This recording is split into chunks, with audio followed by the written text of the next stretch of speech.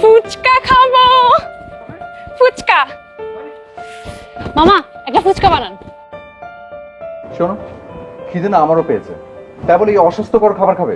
শোনো, মেয়েরা 7 দিন পর্যন্ত ভাত না খেয়ে থাকতে পারে, কিন্তু ফুচকা দেখলে না খেয়ে থাকতে পারবে না। মামা, বেশি করে ঝাল দিয়ে ফুচকা বানান। আমি না আসলে বুঝি না তোমরা এগুলো কি করে যে খাও। বানিয়ে দিক, তারপর দেখো কি করে খাই। তারপর চলো তুমি খাও, নাহলে না খাও। ঠিক আছে, দেখছি কি করে বানায়। এই যে দাঁড়ান দাঁড়ান দাঁড়ান, এক্সকিউজ মি মামা, আপনি যে ফুচকা বানাচ্ছেন আপনার হাতে গ্লাভস কই? মামা কি যে কইতাছেন, আমি কি ক্রিকেট খেলতে নামছি যে গ্লাভস পরে নামো? শুনলে শুনলে কি বললো? ঠিকই তো বলেছে, উনি কি ক্রিকেট খেলতে নেমেছে যে গ্লাভস পরবে? মামা,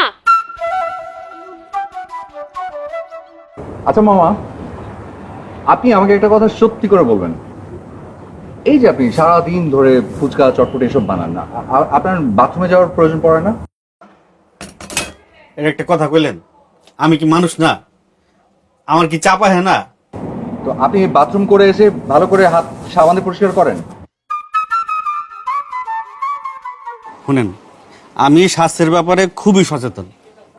বাথরুম থেকে বাইরে হয়ে সাবান দিয়ে হাত ধুই আর না ধুই, বাথরুমে যাওয়ার আগে আমি ঠিকই সাবান দিয়ে ভালো করে হাত ধুয়ে যাই। কি বললেন এটা? সাধারণত মানুষ বাথরুম থেকে আসার পরে হাত পরিষ্কার করে, আপনি বাথরুমে যাওয়ার আগে হাত পরিষ্কার করার কারণ? আরে মামা বুঝেন না কেন, সারাদিন করি কাঁচামরিচ কাটাকাটির কাম, বাথরুমে যাওয়ার আগে সাবান দিয়ে ভালো করে হাতটা না ধুইলে আমার কি যে জ্বালা। আরে আপনি তো পোলা মানুষ, আপনার তো বুঝার কথা। পারফেক্ট, ভালো করে ঝাল দিয়ে ওকে একটা ফুচকা বানিয়ে দিন আপনার হাত দিয়ে। ঠিকই দাঁড়িয়ে গেলে যে, কোথায় যাচ্ছ? আরে খাবে না? আচ্ছা